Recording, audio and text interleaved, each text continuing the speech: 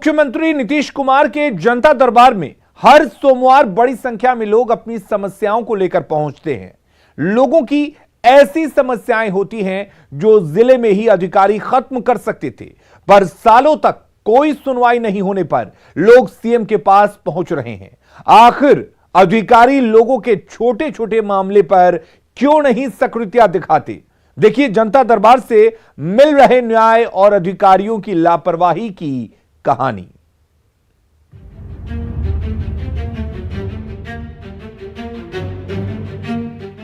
CM के जनता दरबार में लोग सुबह से ही अपनी बारी का इंतजार करते हैं। कई जिलों से लोग अपनी वैसी समस्याओं को लेकर पहुंचते हैं जो सालों से जिले के सक्षम अधिकारियों के पास पड़ा है। अब आरा के दिनारा प्रखंड से सीएम से गुहार लगाने पहुंचे दीपक कुमार चंद्रवंशी को ही देखिए। पिछले एक साल से नल जल के लिए बीडीओ से लेकर डीएम तक को आवेदन दे चुके हैं, लेकिन किसी की कान पर जूं तक नहीं रहेगा। हद तो ये कि नल जल के लिए इनकी जिद की वजह से इंदिरा आवास के लिए चयनित लिस्ट से नाम काट दिया गया, लेकिन सीएम ने जनता के दरबार में इनकी बात सुनी और ऑन द स्पॉट न्याय भी मिल गया। जी मिला कि ठीक है, पंचायती राज का कार्य है, उनको देख लिया जाता है।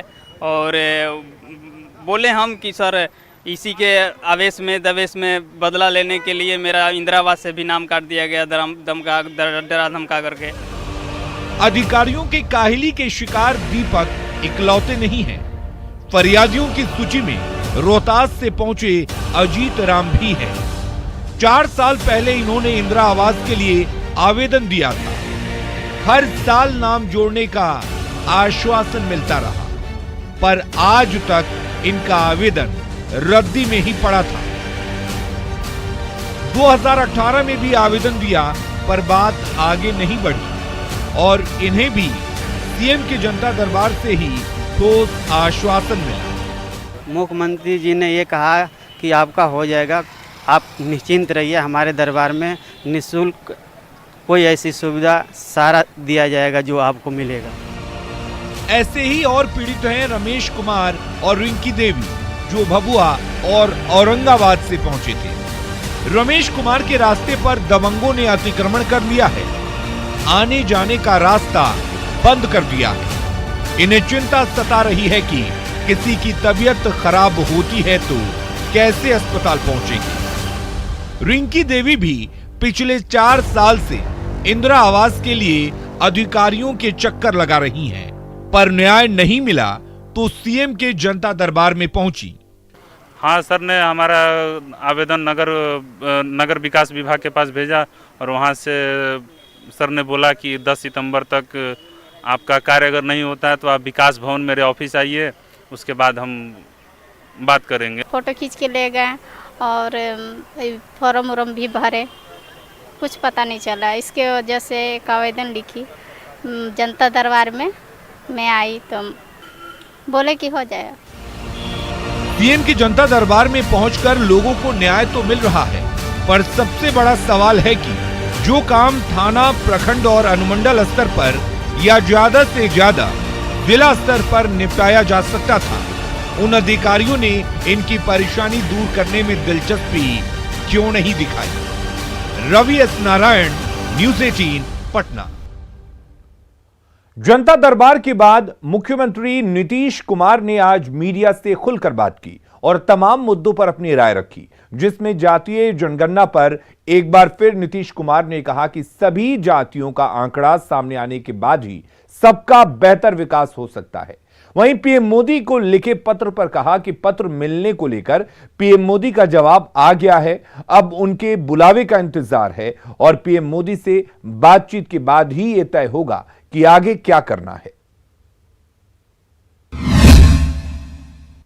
ये हो जाएगा, देखिए बहुत अच्छा होगा, किसी का नुकसान नहीं, सबको फायदा होगा, ये तुम बराबर करते। एक बार अगर जानकारी हो जाएगी ना अलग अलग जातियों की, तो आप उनके संरक्षण के लिए, उनको और आगे बढ़ाने के लिए और बेहतर काम करेंगे, तो ये सब बहुत अच्छा है। वहाँ से जो भेजे थे हम 3 तारीख को, 4 तारीख को उनके ऑफिस में वो पहुँच गया था तो उनका पत्र आ गया है। 12 को यहाँ से लिखे, 13 को ही हमको मिल गया है, जिसमें उन्होंने कहा कि आपका पत्र मिला।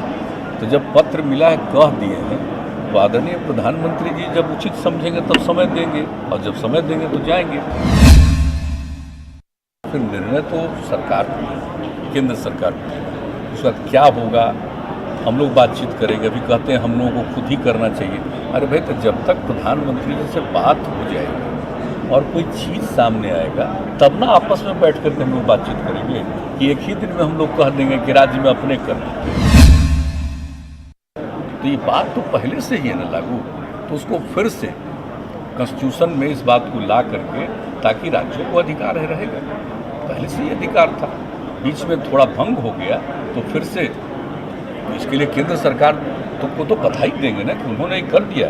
आदरणीय प्रधानमंत्री जी ने सोच लिया और ये फिर से अधिकार दे दिया राज्यों को, ये अच्छी बात है। जेडीयू के दो बड़े नेताओं के बीच वर्चस्व की लड़ाई इस कदर से हो रही है कि दोनों एक दूसरे से आगे निकल जाना चाहते हैं। दोनों नेताओं के अलग अलग समर्थक अपने बड़े नेता को बढ़ा चढ़ा कर दिखा रहे हैं। 6 अगस्त को जेडीयू के राष्ट्रीय अध्यक्ष ललन सिंह का स्वागत इसी का हिस्सा था, तो आज केंद्रीय मंत्री बने आरसीपी सिंह की बारी थी।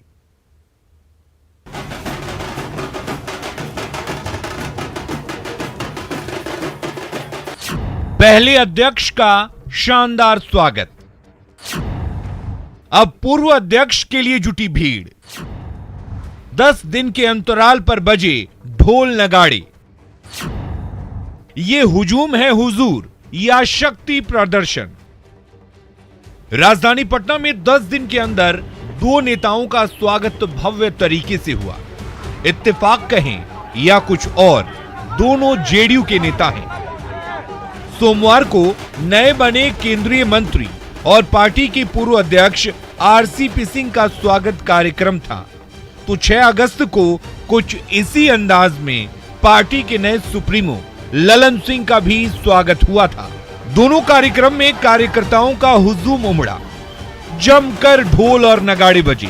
कार्यक्रम को सियासी गलियारे में शक्ति प्रदर्शन के तौर पर देखा जा रहा है, लेकिन पटना पहुंचने से पहले दिल्ली में आरसीपी सिंह ने कहा कि पार्टी में एक ही नेता है और वो हैं नीतीश कुमार, बाकी सभी उनकी मदद करते हैं। एक ही नेता है आदरणीय नीतीश कुमार, और बाकी सब लोग हम लोग उनको मदद करते हैं। तो जितने कार्यकर्ता हैं उनकी यही इच्छा है कि भाई केंद्र में भी मजबूत सरकार रहे, जिससे हमारा राष्ट्र जो है वो शक्तिशाली हो सके, और बिहार में भी हमारे नेता नीतीश बाबू के नेतृत्व में एनडीए की सरकार चले। दोनों नेताओं के अलग अलग समर्थक अपने बड़े नेता को बढ़ा चढ़ा कर दिखा रहे हैं। हालांकि सीएम नीतीश कुमार इस बात से इत्तेफाक नहीं रखते। सीएम ने साफ कहा कि सब कुछ आपसी बातचीत और पार्टी के फैसले के तहत हुआ है। जेडीयू में कौन सी शक्ति परीक्षण करेंगे, बेकार चीज है। अरे कोई अध्यक्ष बने, राष्ट्रीय अध्यक्ष बने नए, तो उनका स्वागत किया। कोई केंद्र में मंत्री बने तो पार्टी का उनका स्वागत कर रहा, ये सब कोई बात। राजनीति में संकेतों के सहारे संदेश का प्रचलन रहा है। भले ही पार्टी नेता जो सफाई दे, लेकिन कोरोना काल में भी पटना एयरपोर्ट से जेडीयू कार्यालय तक 5 जगह रोड शो, 17 अगस्त को पटना से नालंदा तक 20 से ज्यादा जगहों पर स्वागत की तैयारी, ये सब शक्ति प्रदर्शन नहीं तो फिर क्या है? न्यूज़ 18 के लिए दिल्ली से अमितेश के साथ पटना से आनंद अमृतराज और शैलेंद्र की रिपोर्ट।